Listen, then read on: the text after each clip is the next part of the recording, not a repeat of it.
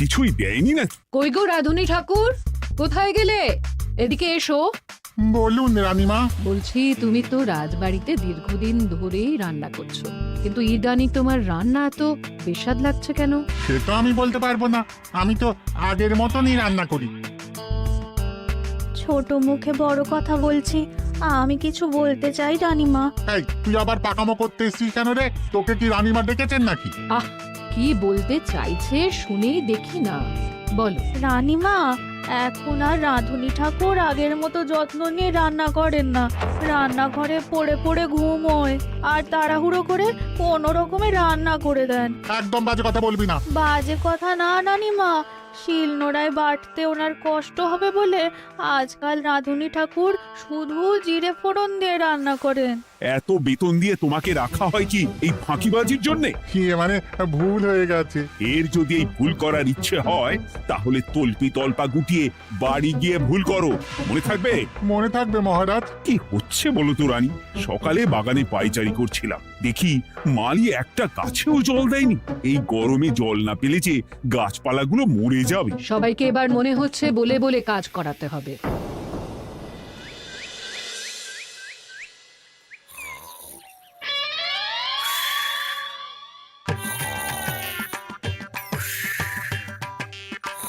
কি গো, কদিন ধরে তো তুমি শুধু খাচ্ছ আর ঘুমোচ্ছ, বাজার দোকান কিছুই নেই গো, রাজসভাতেও যাও না, কি যে করি। কি গো দিদা, দাদু আজও ঘুমোচ্ছে? কি বলবো বলতো? আমরা কিছু একটা ব্যবস্থা করছি, দাঁড়াও।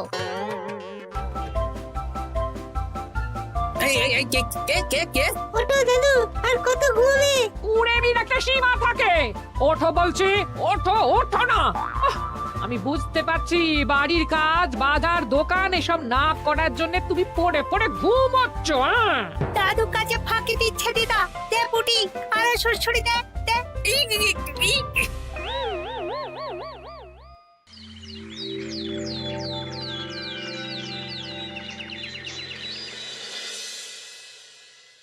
মহারাজের শরীর খারাপ না মন খারাপ?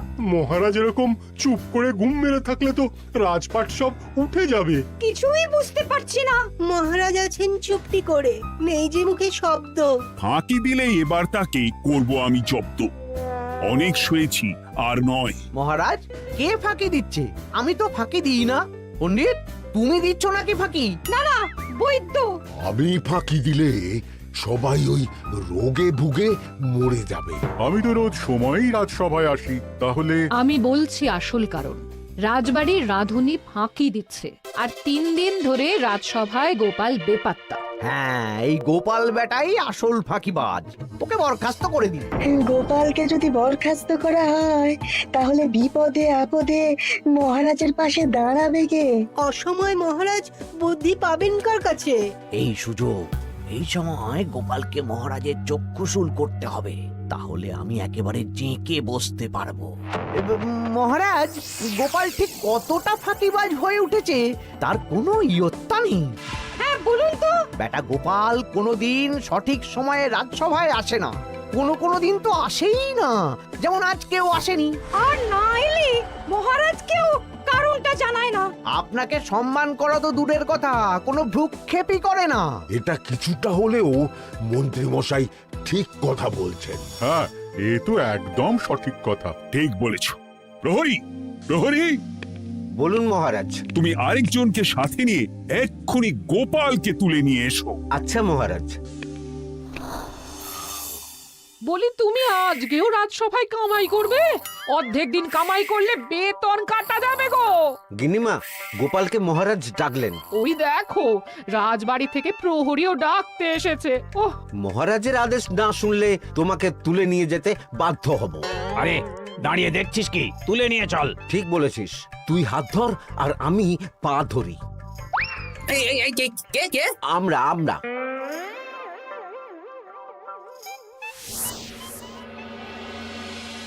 এসব কি গোপাল? তুমি বাড়িতে আছো, ঘুমোচ্ছ, অথচ রাজসভায় আসছো না। কি ব্যাপার? আগে মহারাজ, মস্তিষ্ককে বিশ্রাম দিয়ে বুদ্ধি বাড়াচ্ছিলাম। অনেক ব্যবহার হয়েছে তো, তাই একটু বিশ্রাম দরকার আর কি। আমার পুরো রাজসভাটাই ফাঁকিবাজ। আমি সবাইকেই বিদায় করব, আর গোপালকেও। এই সেরেছে, আমি ফাঁকিবাজ নই মহারাজ। আমি খোঁজ নিয়ে দেখেছি সবাই কম বেশি গায়ে হাওয়া লাগিয়ে ঘুরছে। মহারাজ, আমি তো নদীর পাড়ে বসে শীতল হাওয়া গায়ে লাগাই, তবেই তো ঢেউয়ের মতো আমার ছন্দ আসে। কেউ ফাঁকিবাজ না মহারাজ, আসল ফাঁকিবাজ গোপাল। মহারাজ, আমি যদি দরকারে আপনাকে বুদ্ধি দিয়ে ফাঁকা সময়ে বিশ্রাম দিয়ে ফাঁকিবাজ হই, তাহলে মন্ত্রী মহা ফাঁকিবাজ। কারণ মন্ত্রীর কাজ রাজাকে বুদ্ধি দেওয়া, তা তিনি করেন না বলেই আমাকে দরকার পড়ে। আমি তো ভাঁড়, আমি শুধু হাসাবো, এটাই আমার কাজ। তাতে কি, সেনাপতিও তো সেনাপ্রধান, ও কি যুদ্ধ করে? রাজ্যে শান্তি শৃঙ্খলা বজায় আছে, তাহলে যুদ্ধ করে হবেটা কি? হ্যাঁ, অকারণে পায়ে পা দিয়ে যুদ্ধ বাঁধাবো নাকি? হ্যাঁ, যত সব। যখন তখন বিপদ আসতে পারে, তাই যুদ্ধের জন্য সব সময় সামরিক শক্তিকে প্রস্তুত থাকা দরকার। হ্যাঁ, এটা গোপাল ঠিক বলেছে। সেনাপতিকে তো কোনোদিন সেসব নিয়ে মহড়াও করতে দেখি না। তাহলে দাঁড়ালো 3 জন ফাঁকিবাজ। মূল অভিযুক্ত গোপাল দিন রাত কামাই করে, মন্ত্রী মহারাজকে বুদ্ধি দেয় না, আর সেনাপতি যুদ্ধের প্রস্তুতি নেয় না। এই 3 জনকে আমি বিদায় করব। এই সেরেছে, এ তো দেখছি বিনা মেঘে বজ্রপাত। না, তবে তোমরা যে ফাঁকিবাজ নও সেটা প্রমাণ করার জন্য 12 ঘন্টা সময় দেব। আমাদের কি করতে হবে? তোমাদের 3 জনকে 3টে খালি বস্তা দেব। প্রত্যেকে ওই খালি বস্তা নিয়ে জঙ্গলে যাবে, আর এই 12 ঘন্টার মধ্যে জঙ্গল থেকে বস্তা ভরে আনবে। একটা বস্তা ভরার জন্য 12 ঘন্টা সময়? এ তো খুবই সহজ কাজ। সহজ কঠিন জানি না, যে ফাঁকি দিয়ে ফাঁকা বস্তা জমা দেবে বা কিছুটা ভর্তি কিছুটা খালি আনবে, সে সাজা পাবে। আচ্ছা মহারাজ, আমি বস্তায় কি নিয়ে আসবো সেটা কি আপনি দেখবেন? তা দেখবো না, কিন্তু বস্তা ভরে আনতে হবে। আর যা বস্তায় ভরে আনবে তাই নিয়ে সবাই বাড়ি ফিরে যেতে পারবে। তার মানে বস্তাতে যা থাকবে সব বস্তার মালিকই পাবে। একদম তাই। বুঝে গেছি, ভিতরে কোনো গভীর পরিকল্পনা আছে। প্রহরী, প্রহরী, তুমি এই 3 জনকে 3টে বস্তা দিয়ে দাও। যথা আজ্ঞা মহারাজ। আর বাকি সভাসদেরা আজকে রাজসভাতেই থাকো। ওরা 3 জন আসবে, ওদের বিচার হবে, তারপর ফিরবে। আমাদের খাওয়া দাওয়া তাহলে রাজবাড়ির তরফ থেকেই দেয়া হবে মহারাজ? হ্যাঁ, জঙ্গলে তো যাচ্ছি, কি নেব? গোপাল, আমি বলি কি, তুমি বরং আমার বস্তায় ঢুকে যাও, আমি তোমাকেই নিয়ে ফিরে যাই, ল্যাটা চুকে যাবে। আপনি যদি একা আমাকে বস্তায় ভরে নিয়ে যেতে পারেন তো চলুন। একা? এই সেরেছে। দাঁড়ান, আমি আপনার কাঁধে চড়ে দেখি আপনি আমাকে বইতে পারবেন কি পারবেন না। না না, মুখ ফসকে বলে ফেলেছি, মাথা খারাপ নাকি? তাহলে নিজের মতন থাকুন।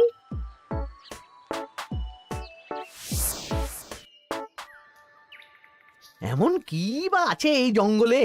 আমার কাজে লাগার মতন তো কিছুই দেখতে পাচ্ছি না। ওই তো ওই দিকটা একটু ছায়া আছে বেশ, ওই গাছের নিচে গিয়ে বিশ্রাম নি। সেনাপতি, অত চিন্তা ভাবনা করার কিছুই নেই। মহারাজ তো আর দেখবেন না আমরা বস্তায় কি ভরে নিয়ে যাব। 12 ঘন্টা অনেক সময়। এখন বিশ্রাম নাও। আপনার ইঁদুরের পেট, আপনি বিশ্রাম নিন। দেখি জঙ্গলে থেকে কিছু ফল পেড়ে আগে খাই, তারপর না হয় ওই বস্তাটা ওই ফলমূলের খোসা আর মাটিতে পড়ে থাকা পাতা দিয়ে ভরিয়ে মহারাজের কাছে নিয়ে যাব। হ্যাঁ, বস্তা যখন বাড়ি নিয়েই যেতে পারবো, তাহলে বনের সব থেকে ভালো ভালো ফলগুলো আগে ভরে নি। গিন্নিকে এবার বলবো, বাজার আনি না তো কি হয়েছে, দেখো কত ফল এনেছি। যাই, এর থেকে কিছু মহারাজকে ভেট দেব, মহারাজ বেশ খুশি হবেন।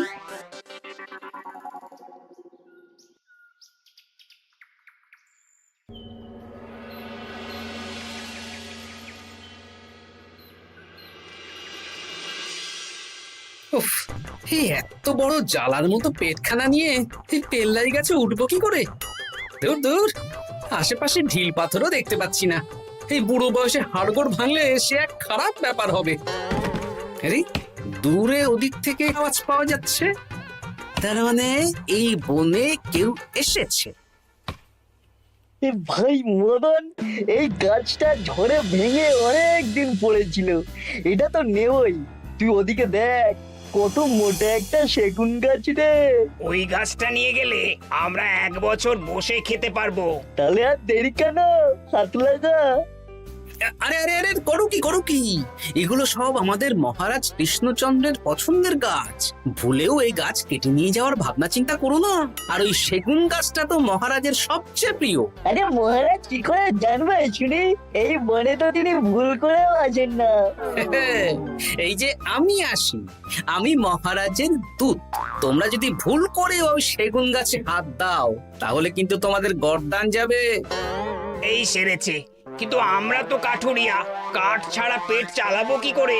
সে তোমাদের ব্যবস্থা তোমরা করো, অন্য অনেক কাজ আছে। এই সামনের গাছটা মরে পড়ে আছে, এটার কাঠ আমরা নিয়ে যেতে পারবো তো? তা পারবে, এতে অত চিন্তার ব্যাপার নেই।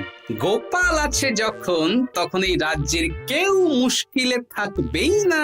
শুধু তোমাদের একটা কাজ করতে হবে। কি কাজ? এই নাও বস্তা। আমার জন্য এই জঙ্গল থেকে টাটকা বিভিন্ন ফল পেড়ে এই বস্তা ভরে দাও, তাহলে মহারাজকে আর তোমাদের কথা বলবো না, বুঝলে? আর তোমাদের যাতে রাজবাড়িতে কোনো কাজ হয় সেই নিয়ে মহারাজের কাছে সুপারিশও করো, কেমন? বেশ বেশ, তুমি তাহলে এখন এখানে বিশ্রাম করো, আমরা তোমার বস্তা ভরে ফল নিয়ে আসছি। ঠিক আছে, আমি তোমাদের কুঠার পাহারা দিচ্ছি, তোমরা ভালো তরতাজা ফল বস্তায় ভরে নিয়ে এসো।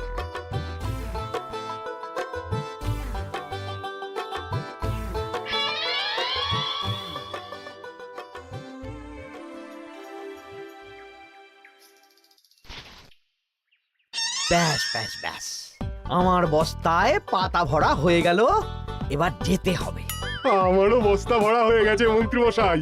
হ্যাঁ, কটা ফল খেলাম আর কটা ভরে নিলাম, আর বাকি জঙ্গলের পাতা ভরে ফেলেছি। হ্যাঁ, আবার কি কি ভরেছি আর কি ভরিনি সেসব তো মহারাজ আর দেখতে যাবেন না। তাহলে আর দেরি কেন, চলুন হাঁটি হাঁটি পা পা করে এগিয়ে যাই। গোপালকে তো দেখতে পাচ্ছি না। ও বেটা যা কুঁড়ে, হয়তো এখানে এসেও ঘুমিয়ে পড়েছে। আবার কালকে সকালবেলা উঠবে।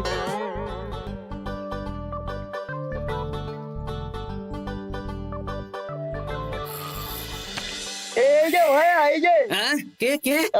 আমরা। ও বলো, বস্তা ভরে এনেছো? হ্যাঁ, ভরে এনেছি। তাহলে চলো রাজসভায় যাই, তোমাদের একেবারে মহারাজের সাথে পরিচয়ও করিয়ে দেবো, আর কাজের ব্যাপারেও বলবো। চলুন। চলো চলো চলো।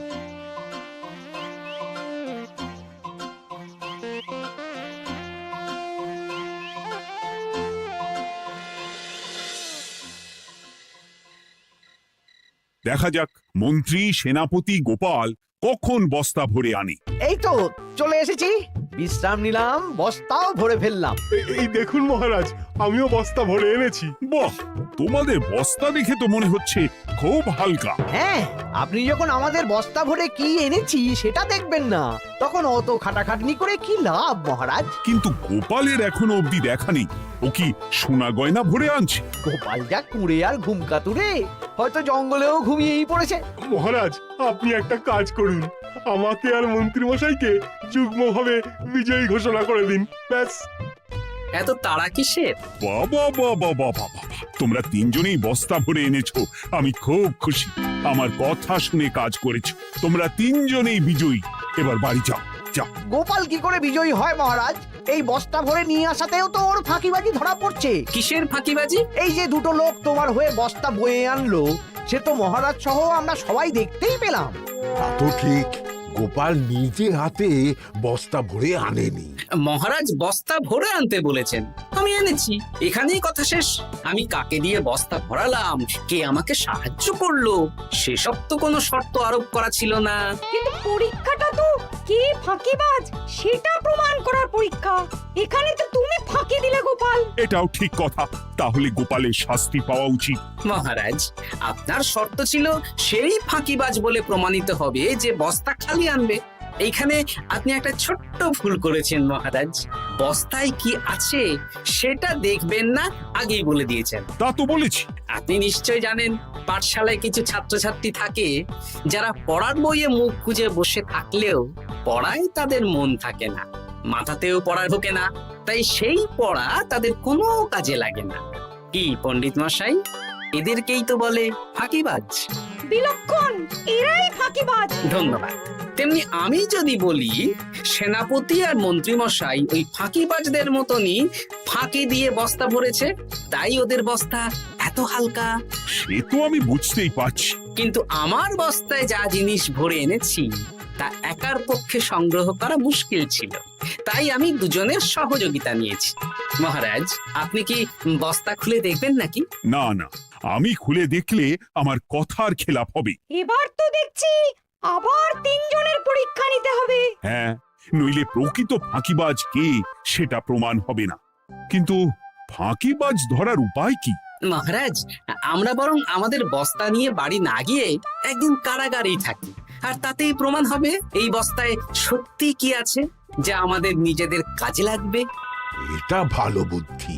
মহারাজ তখনই কারাগার থেকে আমাদের মুক্ত করবেন যখন আমরা আর থাকতে না পেরে ডাক দেব, আর যে আগে বেরোতে চাইবে সে সব থেকে বড় ফাঁকিবাজ, মানে যে আগু পিছু না ভেবে কাজ করে। বেশ, তাহলে তাই হোক।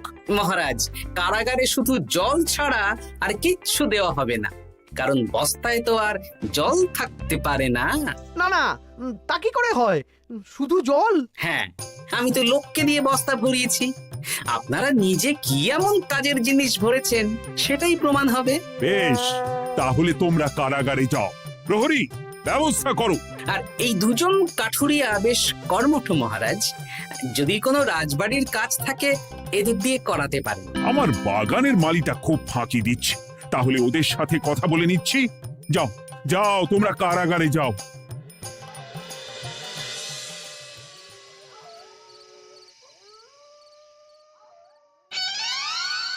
ওরে বাবা রে, কি খিদে খিদে পাচ্ছে রে। দেখি বস্তায় কি আছে দেখি।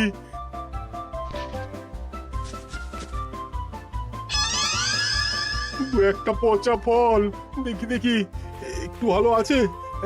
এটা একটু ভালো আছে, হ্যাঁ এটাই খাই, হ্যাঁ এটাই খাই।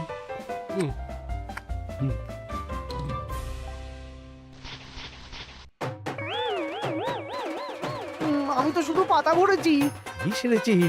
আমাকে কি জল খেয়েই কাটাতে হবে? এবার আমি দেখি।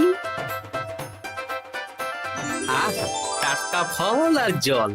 আমার কাছে যা ফল আছে এগুলো খেয়ে আরাম করে 5-6 দিন কেটে যাবে। ও গোপাল, আমাকেও কটা ফল দাও না গো। ও গোপাল, আপনি এখান থেকে উঠুন, অন্য বাগানে ফুল হয়ে ফুটুন। ফল খাবেন? এখন কর্মফল ভোগ করুন। ওরে বাবা, জল খেয়ে আর কতক্ষণ কাটাবো?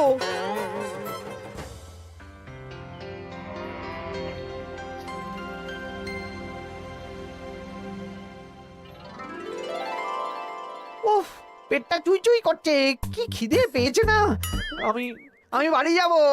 আপনি বাড়ি যাবেন? তাহলে বেরিয়ে আসুন, বেরিয়ে আসুন।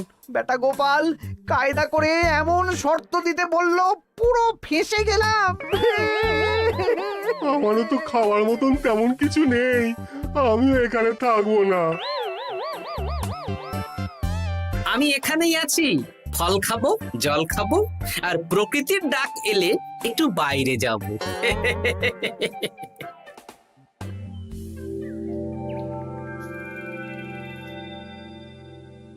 কি তোমরা কারাগারে এক রাতের বেশি তো থাকতেই পারলে না? কি আর করব বলুন মহারাজ, আমরা তো আর গোপালের মতন বস্তা ভরে টাটকা ফল নিয়ে আসিনি।